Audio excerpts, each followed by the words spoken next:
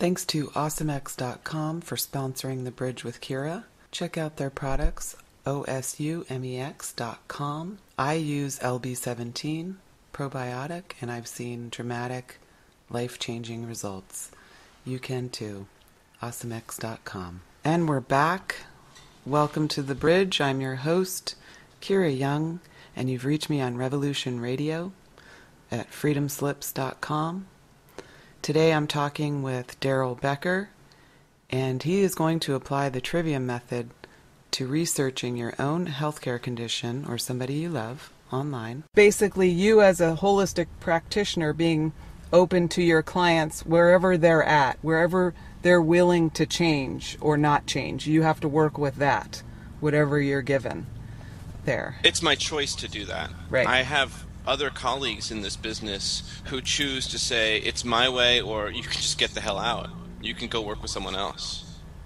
You know. Ah, okay. So so like you understand that attitude is very, very, very popular with many practitioners. I mean, it certainly is popular with medical doctors or MDs. They could say, well, you can basically see me and take my advice and take my treatments and medicines and surgeries. Or, you could go find yourself another practitioner. It just doesn't matter whether you say it nicely like that or you say get the hell out. It comes down to the same thing. Myself, I choose to say I'm willing to work for the client. I like using the term client instead of patient because it seems more empowering to me. I realize that these people are my patients, but I like to think of in terms of not so much of a power differential, more like an empowerment situation. They're out there as someone who doesn't have a license to hold and defend, and they can do everything. They can research everything. They can try anything they want. And within my scope, I can try what I'm allowed to do, basically. Right. I can say certain things, and I can make sure to never say certain other things. I can make sure to do certain things and make sure to never do other things. Like, I'm not able to give a vitamin B12 injection.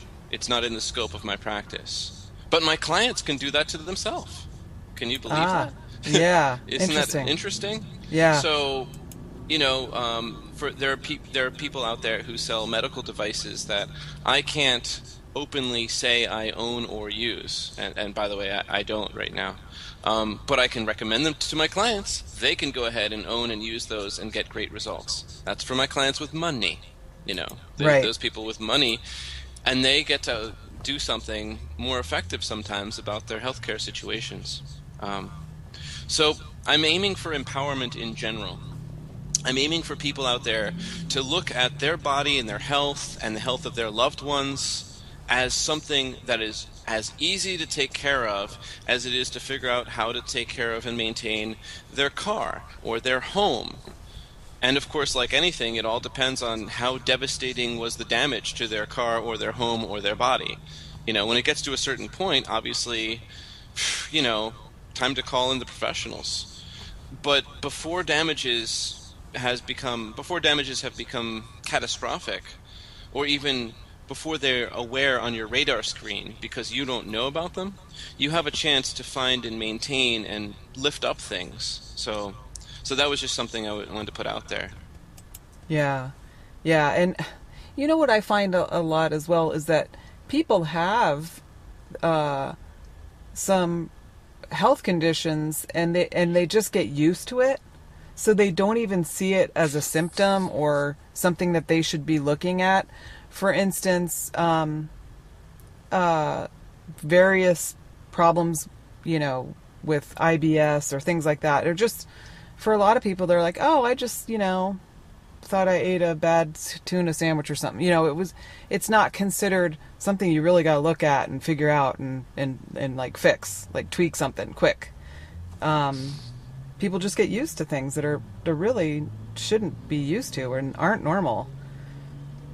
Yeah, and the older the person is, it's old of mind, especially is what I'm speaking, but also old of body. Old of body means likely you're going to have more actual symptoms that you're actually aware of, I know the difference between being in 40s and being in your 20s. You can really party pretty hard in your 20s, and then you can sort of like have a day to recover. You can party pretty hard in your 40s and like then require more days to recover. you know. Right.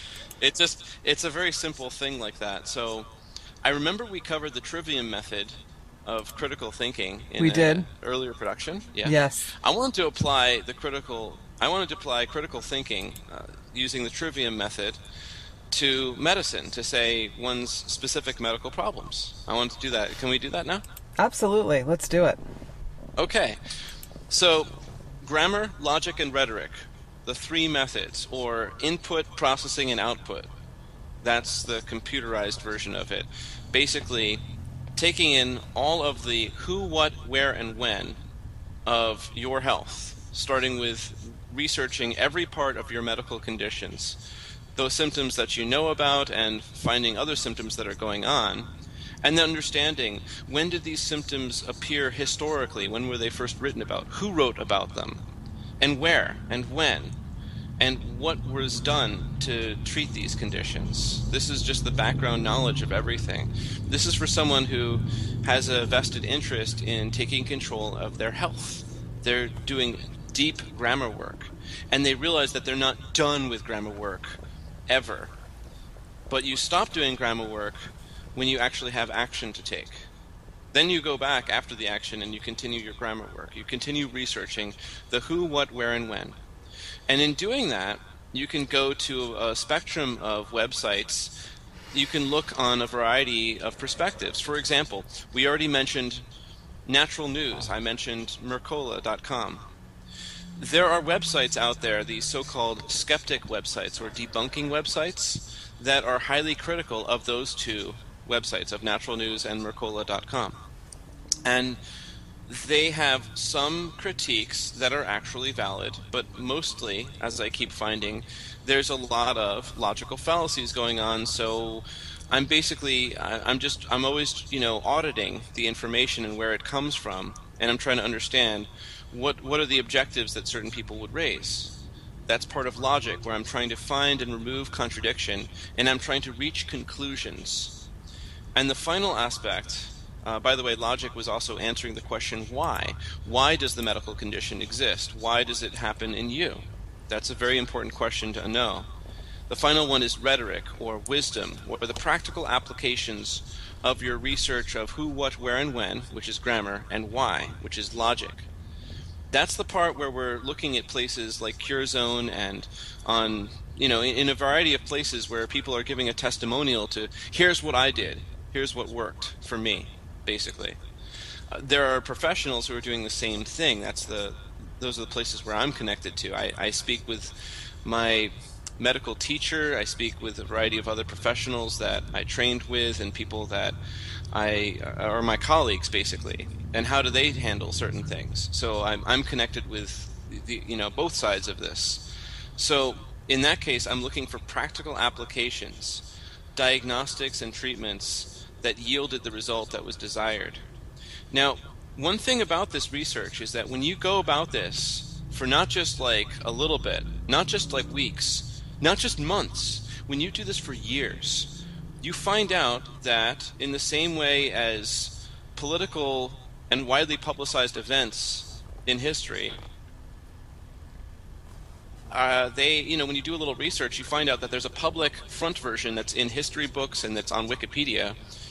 That's a highly suspect website for certain health conditions. Do not consider Wikipedia the place to go to fully understand chronic healthcare conditions. But what I'm saying is, if you go and do the research, you find out that false events have been put out there, such as false laboratory testing, or testing that actually is incredibly faulty and yields you the opposite of a predicted and desired result. As an example, the number of a healthy person's cholesterol level continued to decline based upon what I would consider extremely faulty research, and on purpose, in my opinion, best I can figure, to sell cholesterol-removing medication. And Right. one of the problems of that, of course, is that your brain and nervous system is made out of cholesterols.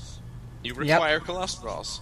A fat-free diet that's completely fat-free will kill you because your body is going to try to find lipids and cholesterols to build your nervous system tissue and many tissues in general. You need cholesterols to build vital parts of your body, including even enzyme production.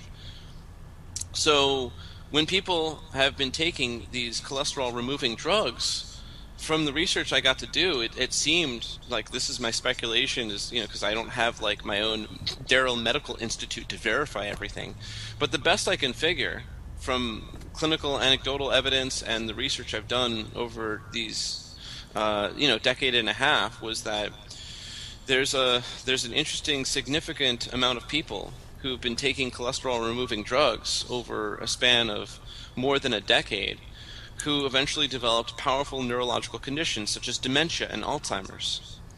And that's an interesting correlation, because that's saying, okay, so you remove cholesterols from all types of the body, because those drugs remove cholesterols from not just the blood system, not just the circulatory system, they remove cholesterols from everywhere, and that's the brain and nervous system. And then we have these people developing dementia and Alzheimer's. So what I say is, okay, that sounds dangerous, and also it seems arbitrary that a healthy cholesterol once was a much higher number, and then they kind of cut that almost in half, as to say that this is what a supposed healthy cholesterol number is. That's one example. Another example would be the very, very contentious subject of HIV and AIDS. I highly suggest people look that one up. You can look it up, as I said, in a variety of spectrums. Those that are questioning the dogma that is held up by the Center for Disease Control and the World Health Organization and the American Medical Association, the dogma that this retrovirus causes these some 36 different medical symptoms or conditions. And then you could go ahead and look up on, say, rethinkingaids.org. That's an example of a website where you can look up, and that would be a portal to go and see people who have a wide spectrum of information. More recently, there's actually a service that I just saw offered, Viral Forensics. That's, I believe, the name of the service, so I might not have that correct. But Viral Forensics was a service where a very interested business was beginning to be set up, where they were using electron microscopy, using an electron microscope to do before and after on people's blood samples to demonstrate that no such HIV retrovirus existed within clients who were so-called tested as positive. The reason for that being is that when you look at the inserts of all HIV tests, they say this test is not actually proving or disproving the existence of an HIV retrovirus infection. It's not actually proving that. So the doctors who are administering these tests are not reading these incredibly small fine prints, and certainly the clients that they're giving it to, their patients, are not reading this either. That's an example. And then again, you can continue to do your research on, there are debunking sites that try to show holes in the, so-called holes in how the methodology of websites like Rethinking AIDS and how they got it wrong. I think it's really useful when you don't have this condition, when this condition is not threatening you or a loved one, and you have the time and interest level, and you can actually put weeks and months into looking into this. Now, I realize most people might not have that time, but when you do, you can find out that you are given a front story within a certain profession like medicine, and then there's reality. So in other words, it seems like the reality is at odds with what a public PR humongously funded agency like the American Medical Association or the Center for Disease Control, these places give out a story. They're very highly well funded, and then there appears to be information and evidence that's contrary to what they're giving out. So you have a chance to use the Trivium method at every point, assuming you're not under the gun of some type of pressure. You have a chance to go through the who, what, where, and when, and I mean of all sources. So I was giving you an example of different sources to look at. Then you can look at the conclusions that each of them reach. and you could try to understand, what supportive evidence they used for their conclusions, and then you can look for practical applications of all of this information. I really wanted to, cover that in this discussion today. It's very important, and one of the things that we also want to look at, like you were saying before, who benefits, but also the way that studies are done today. It's really kind of ridiculous. They're using there's frequent use of very small sample sizes, and then those patients aren't followed for very long either. And so, one example would be somebody who's been told they have that BRCA1 gene or whatever, and so they need to cut their breasts off. You're going to die. Cut your breasts off. But I don't have cancer. Like I would like to keep my breasts. Thank you very much. So then, I'm looking at that and I'm saying to somebody, a friend of mine, for instance, okay, what are the studies that they gave you to support that you need to cut off your breasts even though they're perfectly healthy and there's nothing wrong? And I was shown sample sizes of like 500 people followed for 5 years. Well, they cut their breasts off and they didn't get cancer in 5 years. Well, neither did the people who didn't cut their breasts off. They didn't get cancer in 5 years either. So you got to look at stuff like that too, and just sort of say, this probably isn't real valuable information because the sample size is so small and the amount of time they follow these people is so small too. So these are tricks, and that big pharma uses, the medical establishment uses, to convince very scared people that they need to do really outrageous things to their bodies in order to prevent. Remove your eyeball just in case you get an eye disease. It's just crazy. It's crazy. Well, it's actually highly malevolently rational, I would say. Yes, it's it is that. It's against people, but in terms of the ability to make money and manipulate people and put them in a disadvantaged situation where they're more and more likely to keep following the authorities' advice and keep following directions and keep paying in, even if paying in meant that, to some extent it's just their insurance company paying in. There's a benefit to all of that. There's a cause and effect to all of that. And if the objective is to make money and make sick people die slowly at a profit, then mission accomplished. That's the purpose of it to me. That's how I see the modern medical industry going on. It's the same as the entertainment industry. It's the same as the military-industrial complex. It's all built in together at this point. To make the assumption that just because you happen to like your doctor and because he happens to like his colleagues and he happened to like his teachers in medical school, that therefore you can trust them all. That's, you're going to reap what you sow, basically. The younger people know this. They already know this intuitively. Of course, they have that benefit of being healthier, so they can just put it off and not research it that much.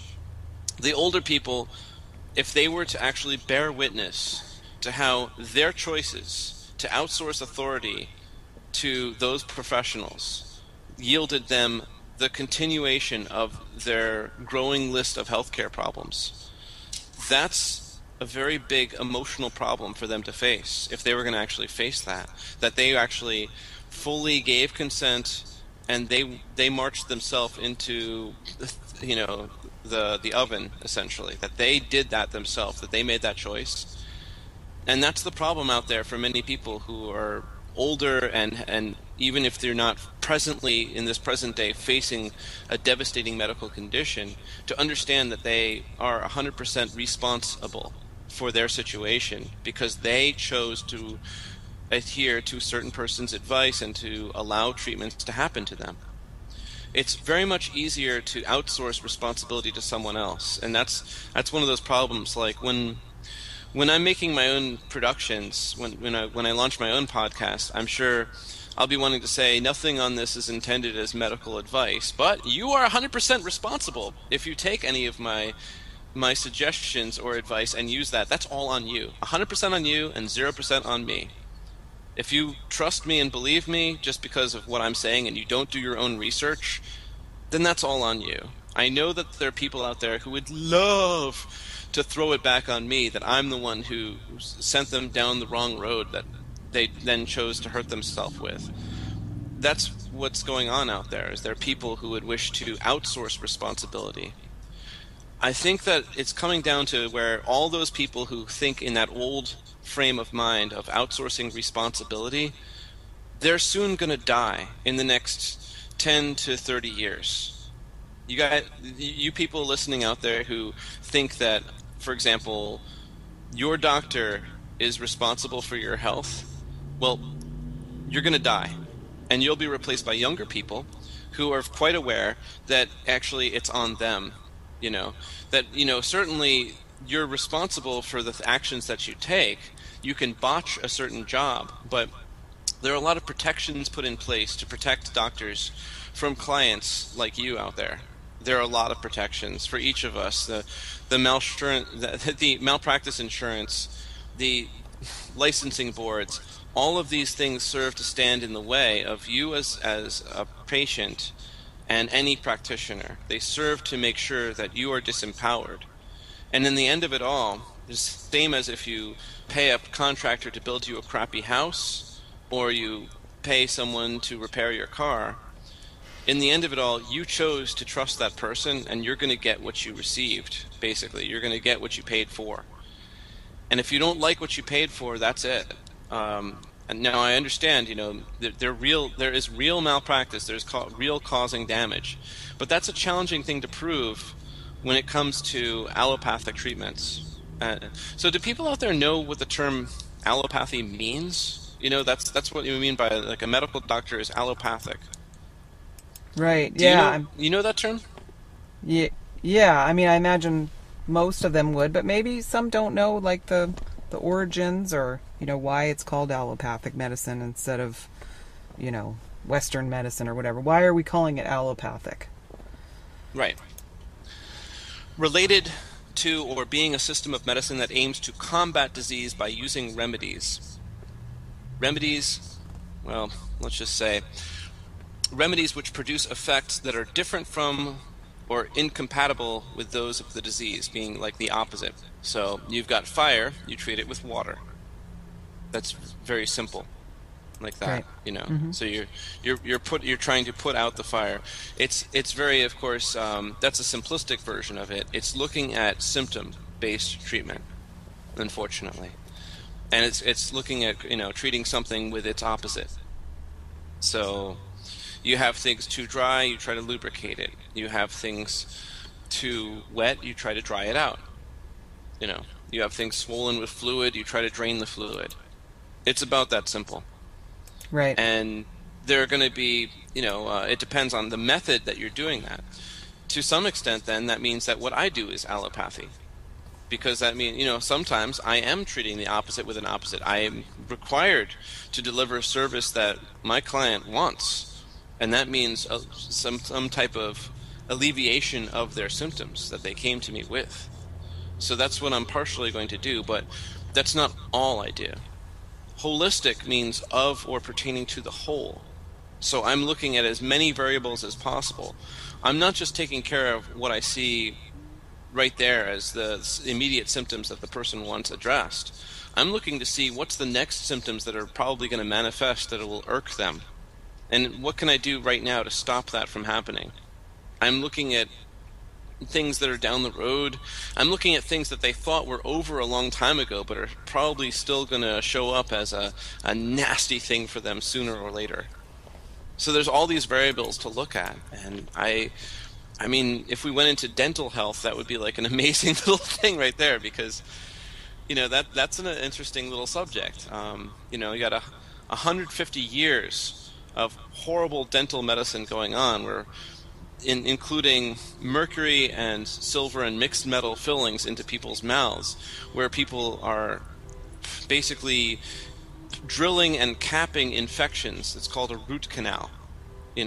Basically storing an infection within a person's jaw, and within and spreading it to their nearby gum tissue and all the nervous system tissues that are right there, right next to the teeth, basically.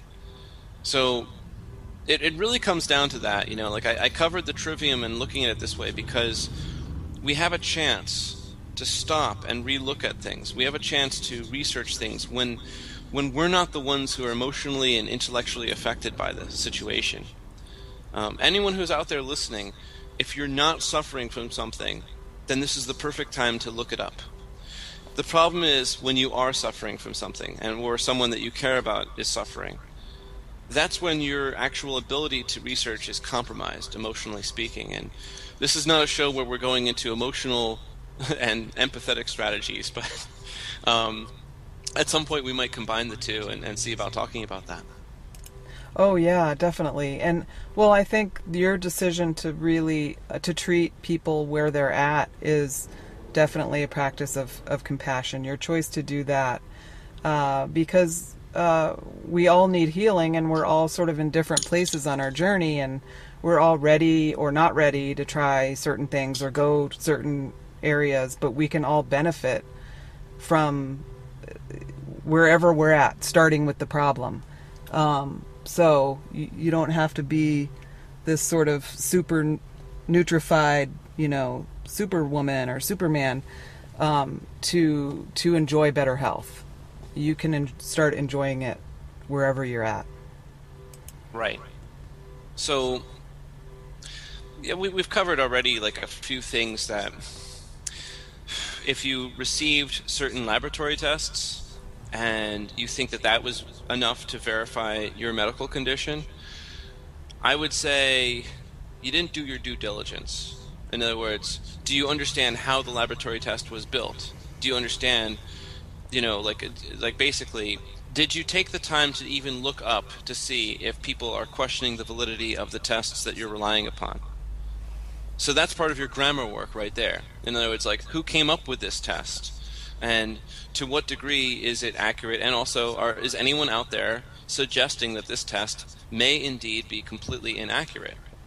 So the company I mentioned before, Viral Forensics at viralforensics.com, is a company using cutting-edge technology, transmission electron microscopy, to look at and find any possible viral components in a person's blood that actually demonstrate the real presence of an actual virus in their system.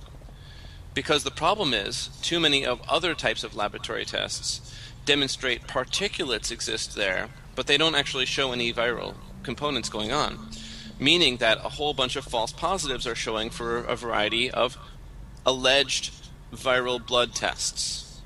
So we have a bunch of people out there who are receiving false tests, or they're receiving tests that actually do not show, because again, when people are using some powerful electron microscopy to look and see, they're seeing, hey, guess what?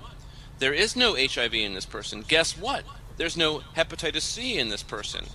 That test, look at that test. Okay, did you look up and see in holistic medical circles or other medical circles, any medical circles, has anyone expressed some doubt to the validity of this test? If you didn't do that due diligence of research, if you just accepted it as a piece of substantial and verified grammar or basis of knowledge, then you could be in trouble. You could be in big trouble or small trouble, depending. So that was just something I wanted to point out right there. Is you have a chance to do that. The problem, of course, is if you are emotionally invested in a certain thing being right, a certain person being right, a certain organization being correct and verified. If you really, really need someone to be correct, more than you actually need to know what is correct, then, well, it's kind of like, it's completely it's the trivium out of order. You have a conclusion, and now you're just going to find the supportive evidence to support that conclusion. That's a problem right there. And of course, then you will get results based upon that out of order trivium method.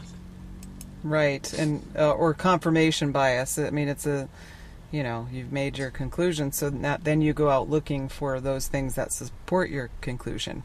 I did want to mention to you just your thoughts about. I just thought it was kind of weird that I've had symptoms of arthritis starting very young, a lot of which I now attribute to gluten intolerance and other types of intolerances. But I had symptoms of both osteo and rheumatoid arthritis, but my blood did not test positive for rheumatoid factor until after I stopped eating gluten. So I just wanted, what's your first sort of thought about that? My first thought is to start to do what I just suggested, which is what was this, to what degree have you investigated this alleged test for rheumatoid factor? To what degree have you investigated how that test, who invented it? Mm-hmm. Anyone criticizing the test and the validity of the test? Anyone out there? Yes, absolutely. Absolutely. Okay. And also the SED rate, that's highly criticized as well. There's lots of people who present with, really damaged joints by arthritis with a completely normal SED rate. So yeah, I've looked at those tests but I just thought it was interesting. I always tested like I didn't have the rheumatoid factor, but then suddenly it shows up. So that's a clue about the test, its weaknesses or strengths, but I'm not there yet. I do see that it is criticized, but I'm not. Okay. Yeah, sort of. So that's step one. I mean, Mm-hmm. Step two is I would go much further than that. Like we're seeing like how big of a medical problem is going on, because for you to get tested means that there were symptoms that you're not pleased with. So Mm-hmm. the obvious steps is to understand as many variables as you could find, what's going on. And if you mention diabetes, and I'm assuming that's type 2 diabetes then? Yeah, not for me, but yeah. But not for you. Okay. Yeah, I have a normal metabolic profile, like totally. Yeah, cool. So-called normal. Yeah. Yeah. I mean, yeah, it's another problem with that one too. Nothing that's going to make them throw drugs at me for it. I'll put it that way. Right. But it comes down to understanding that, there's a spectrum of symptoms going on. I'd want to understand as many of those symptoms as I possibly can, and that's where, as a professional, we start to put it together to see where I want to look further, whether laboratory diagnostically or in other testing methodologies. And the very important questions: how much time and money is available to solve this situation? It's the same thing for a house or the same thing for a car as for your body. How Mm-hmm. much time and money do you have to put towards the situation? If your answer was whatever my insurance will cover, oh no, oh no, Then you're not gonna get anywhere. I mean, that's a problem, right there. You're saying, oh, you're limited to only that type of practitioner, and you're going to totally outsource for them to figure it out? You're not going to do the research on your own? Oh no, that's a big deal. Whereas if you say you have a really good type of insurance where they're putting aside money to spend on any healthcare provider that you want of any kind, then you have a chance. You can say, okay, well then it depends. It depends on how much exact money is put aside in your healthcare fund to look into this, for a professional to look into it. And then where are you? And then we could find that would be a process of looking up specific providers in your area who could do, I would say, more effective diagnostic work, more effectively finding causal vectors and treating them effectively. Because it does come down to that. If a person you're choosing as your professional you're outsourcing to is not getting results, it's for you to draw the line. How far are you going to walk the path with them before you request to work with someone else? Some people and some methods are going to take time. I certainly recently had a client where I got 2 chances to help them for a problem that's kind of chronic, It was okay because they were under a time crunch. They were desperate. They're upset. And so they're doing everything they can, but the problem is that they're desperate and they have only so much money and they're utilizing insurance, so they can only go so far. We've got other clients and they're kind of flush with money. So we can take our time about it, not like I'm like, but enough like that I'm showing, demonstrating results.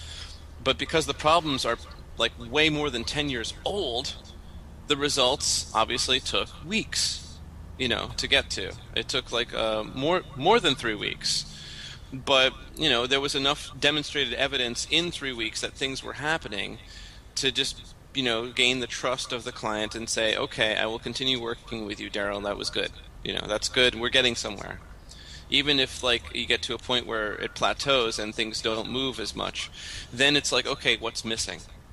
So it always comes down to that. You just you see, okay, with arthritis, that's essentially just saying inflammation in the joints of certain kinds, and inflammation is caused by usually autoimmune overreactions to things. There are those two components that I mentioned, basically. Toxicity of certain kinds, externally and internally, and that includes, endotoxins, the autoimmune system fighting and hurting itself, in addition to actual heavy metals and chemicals that are inappropriate to the body going in and causing the problems, to be exacerbated. And at the same time, deficiencies, a lack of certain important nutrients, so that regeneration, repair, and growth can't effectively happen, and the body will show signs of that. So there was a time back in the day where a certain B vitamin deficiency was blamed on a virus, right? It's called beriberi. Yep. And it was discovered later that no, actually it's a B vitamin deficiency.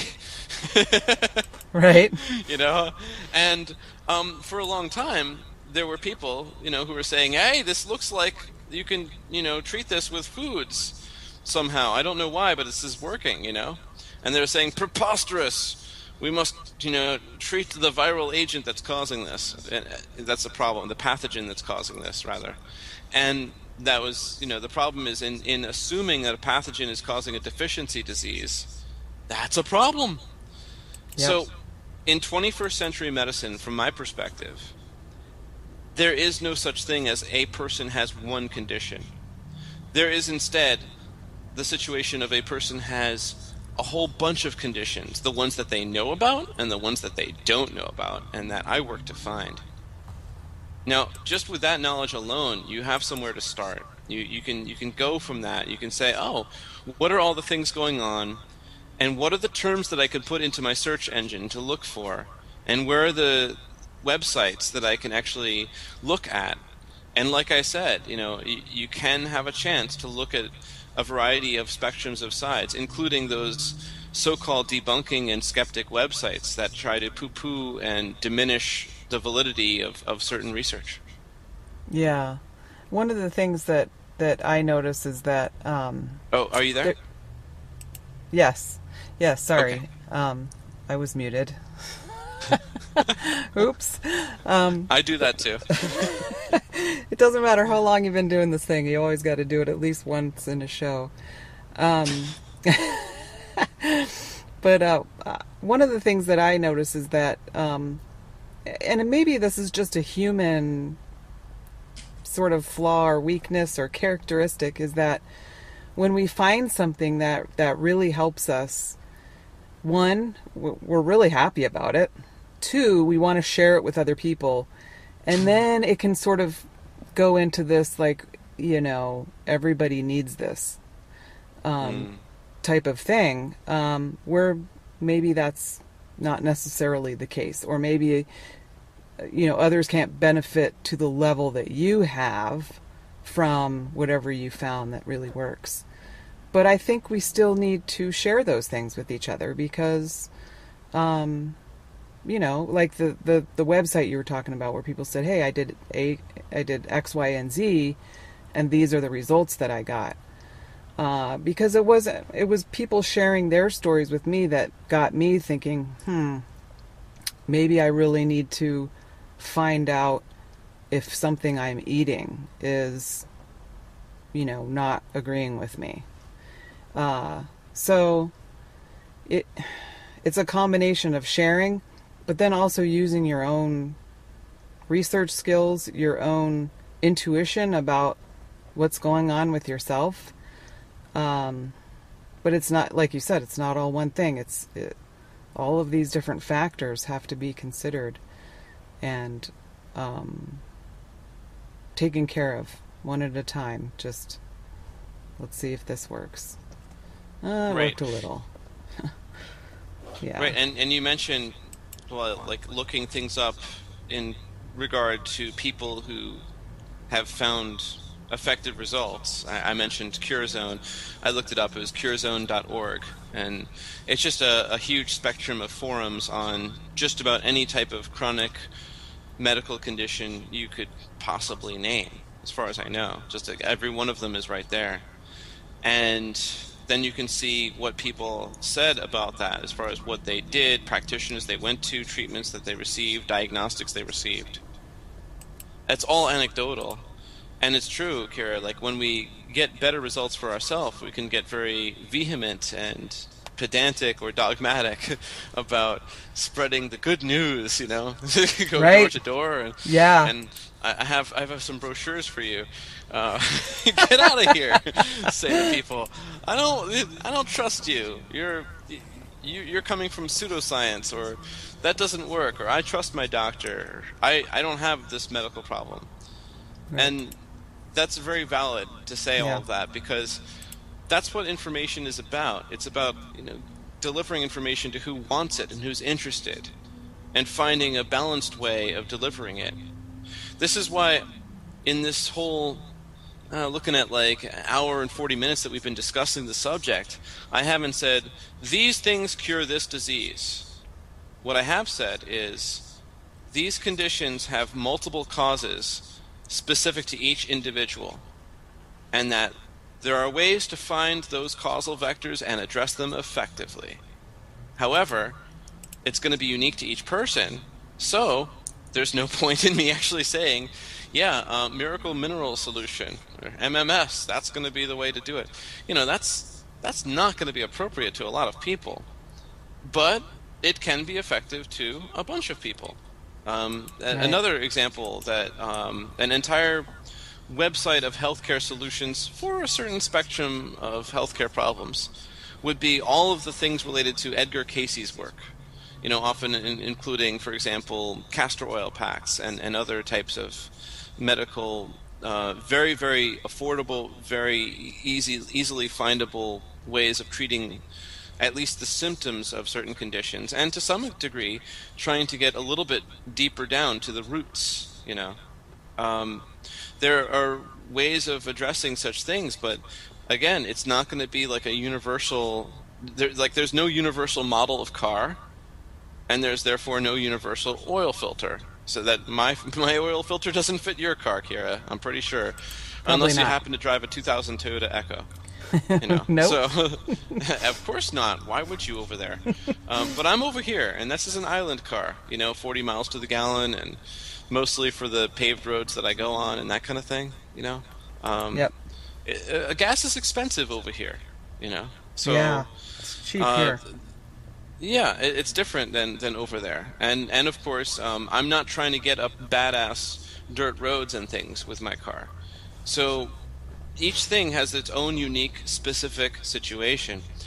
I think it's part of the whole thing about ourselves and the healthcare problems of ourselves and our loved ones, is it does come down to how balanced are we? Can we have the courage to investigate? Can we look for effectiveness and not stop until we achieve that? And even after we were done and we've achieved some degree of effectiveness like you have, Kira, then the pressure is off. That's where it's time to really buckle down and research how things came to be this way. Yeah, exactly. And, I live on a dirt road, so I need something else, right? And I'm at the point now where people ask me, what are you doing? I don't have to go to them and say, look at this great thing I found anymore, because my transformation is so dramatic and so noticeable that people ask me. So it's a good place to be. and it's you know, a long time coming. Yeah. So it's something to celebrate. And one of the things, I mean, I guess I am a little bit sort of missionary about is that our birthright as humans is so much more than we come to expect in this world. Our birthright is to really feel awesome and to have successful and fulfilling relationships, and to enjoy optimal health. And so if I'm going to be missionary about anything, it will be that whatever you can do to really experience your birthright, do it, because this is the chance that you have right here, right now. Right, and maybe just for some listeners and even myself, what do you mean when you're saying the term birthright? Well, I mean that as human beings, the vastness of pleasure, good health, successful relationships is so much more than we come to expect in life.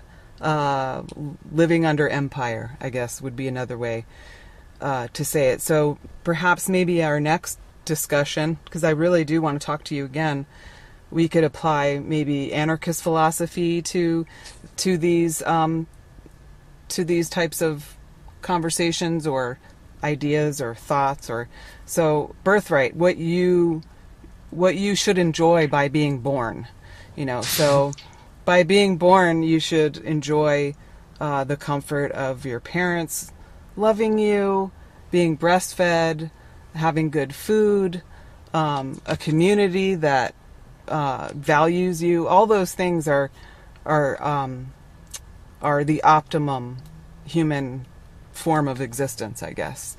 So even though many of us haven't experienced all of those good things, we still can, because you're still alive. So it might be a journey to get to that, but it's still there, I think, waiting for us. Right. So from what I got from that was, when you say birthright, I translate that inside of myself as opportunity. Mm-hmm. So for me, the perspective that I'm operating under is that I've got a right and I deserve nothing. But I can desire all kinds of things, and I have an opportunity to achieve them. But no one is out there who is responsible to just deliver that to me. Right, except you. Yeah. Yeah. Except for me. But no one else is under any obligation to deliver that. So there is no should, ought to, must, need to, have to, for me. Right, anymore, no ever. woulda, coulda, shoulda. And there's no that. rights for me either. There's only preferences. And I can engage the preferences that I want by engineering the situations that I desire. I have only myself to do that at this point. That's it. I have some help from my friends and family. I've got, obviously, connections and things like that. But when it comes down to it, this is the world, a world of refugees who are obviously spread around the world. There's been like a huge numbers of, at this point, billions of people circulating across the planet and continuing to move and circulate around. And the actions that caused their situation like that to migrate and move around, some of that is the affluence of suddenly having access to amazing, powerful transportation machines, making more money, having opportunities in foreign lands and things like that.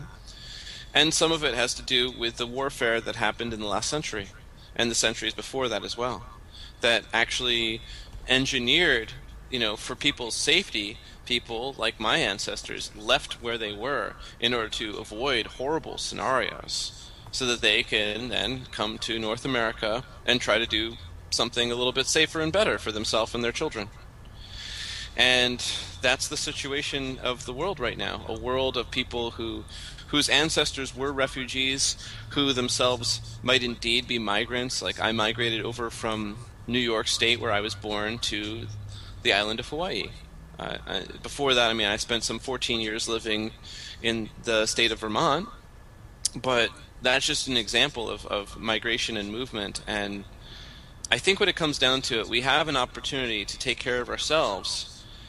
And there have been many things that many people have learned to disempower themselves, just to clamor and ask for rights from a monopoly government, instead of actually seek opportunity from themselves and others who care about them, to seek empowerment through their own choice of actions and research. Big difference, huh? Yeah, there's a huge difference, and that word "right" really is a buzzword when we're talking about our human condition. So, and I noticed now that I'm 46, I've noticed how our government in particular sort of dangles this carrot out there. Here's some rights. I mean, they already belong to you as a sovereign being, but we're going to give them back to you because that's what you want now in our polling, right? And but that's and then we go, huh? oh, let's go vote to get our rights, but you already have that. You're already they can't give that to you. That's already yours. It already belongs to you. As I a guess human. it does come down to what you mean by rights, then, right? Because all I was saying is, can you show me where this right exists? Right. And when people break it down, kind of like what you just did, I'm hearing, oh, you're talking about your preferences, what you would prefer to have. Right. By the way, this is a military world. This is not. We don't have a government. I don't have a government, and right. I'm pretty sure that, Kira, you don't. I mean, I don't know about you, really, but unless you can prove to me that you have a government that is actually doing some degree of what you will them to do, you don't have a government.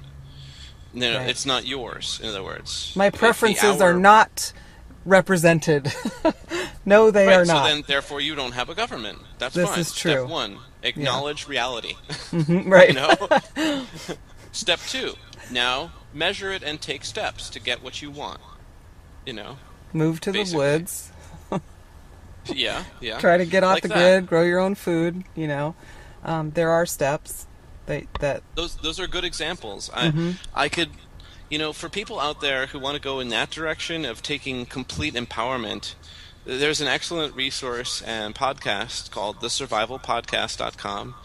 They have their own private forum which is open to the public to join, and they have so many resources of information and also cross-connected businesses to help people in doing what you're doing over there, Kira, to be self-sufficient, to take charge of your own life, to connect with like-minded individuals, to see solutions to any possible homesteading, home healthcare, various types of problems, basically. Yeah. They're all working to engineer that. So, and by the way, if this was a call-in show, I mean, I know it is technically, but if we had a caller and they heard that thing that I said, where I said the words, I don't have any rights, I was not saying that you listener out there, that you have no rights. I was saying that I don't, because I live in this world that is militarily controlled, and there's a puppet show going on called government, and that puppet show gives the alleged idea that these representatives that are there care about me and you and other people, and that they're there to protect us and enforce our so-called rights. What I see evidence instead is that they're there at the bidding of their masters to make money. Right. And, Yep. and to do that making money project, they're going to require a disempowered, confused, and fearful and completely, I would say, to some degrees, poisoned and very, extremely disempowered populace of people that will keep buying things. Oh, I want to thank you so much for joining me. We're about to go off the air now. I'm going to drop it. You can find me at voluntaryvisions.com. You can shoot me an email, voluntaryvisions@gmail.com. And thank you so much, Kira. Thank you, Darrell. You're awesome.